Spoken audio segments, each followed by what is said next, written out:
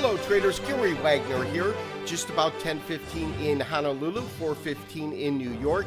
It is Thursday, June the 9th, 2016, and we are looking at the Dow Jones Industrial Average, unable to sustain that move at 18,000 and above.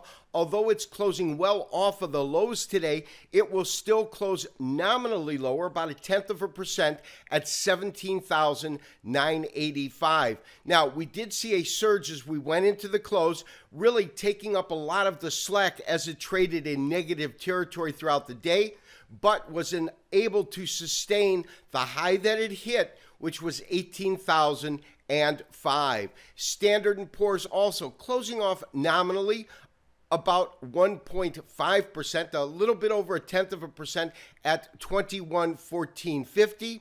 The high 1850 and the low 2106 on the day.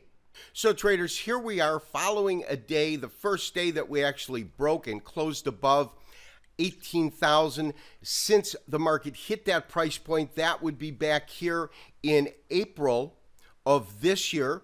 And at that point, it was able to go and surpass 18,000 to actually go as high as 18,200. Now, on this particular move up, we've had, almost 4 days of solidly higher prices.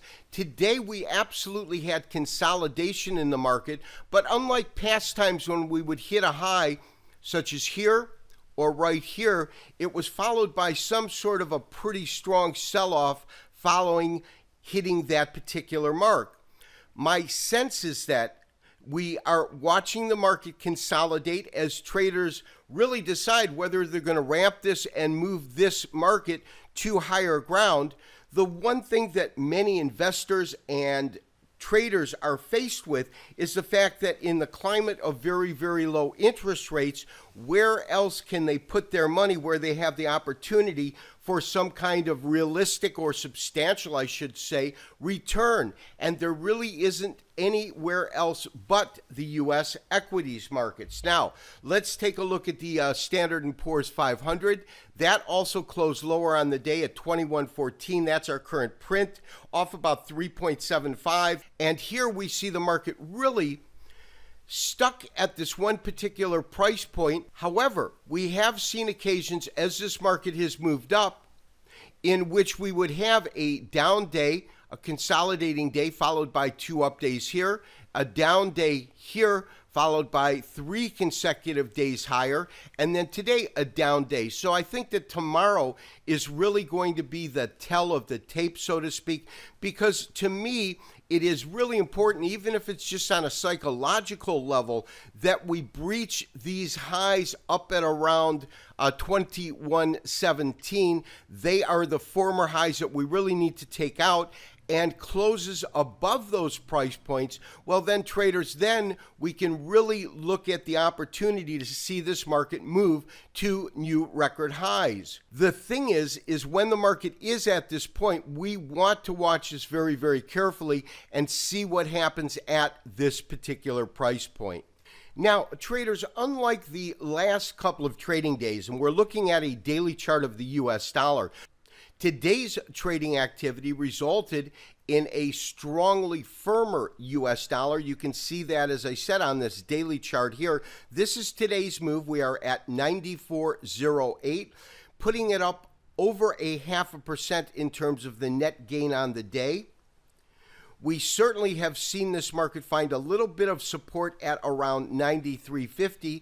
And so that's really been counter the trend we have seen over this last week. So then when we take a look at a weekly chart, which is what we have just done, which is pulled up our weekly dollar chart, what you see is that today's market move has actually put this week in positive territory in terms of the gains of the dollar. Very, very light and very small gains, but we also see it, as I said, finding support at around 93.50. And that, of course, is really counter to what we saw last week. We'll have to see how the dollar finishes tomorrow. Lastly, I do want to take a look at crude oil. And traders, I've just gone ahead and pulled up a chart of crude. Now, crude was down about 1.5% on the day, lower by 77 cents per barrel. But to me, what I find interesting, we talked about the fact yesterday and over the last couple of days that what we have observed in this market is an absolute bias to the upside. This market has been moving solidly higher, no doubt. But as we see in this cascading channel line, it tends to hit the top of this channel, track lower, and yesterday I said that we're probably going to see this market come down a bit, and even if it does come down, it can still maintain this upward momentum because it could be continuing on this upward track. But sure enough, we certainly saw resistance come into the market roughly at about $51.70 to $52 a barrel. The market closing at $50.46. And at this point, over the next week, I would expect crude oil, even if it still maintains this upward track, to go to the bottom area of this channel line. Traders, maintain your current long position in the Standard & Poor's. We do want to watch it very carefully. We do have a stop in place. We will talk to you tomorrow for another Trending Markets and wrap the week up on the Weekend Review. This has been Gary Wagner, wishing you as always good trading. We'll talk to you tomorrow. Bye-bye.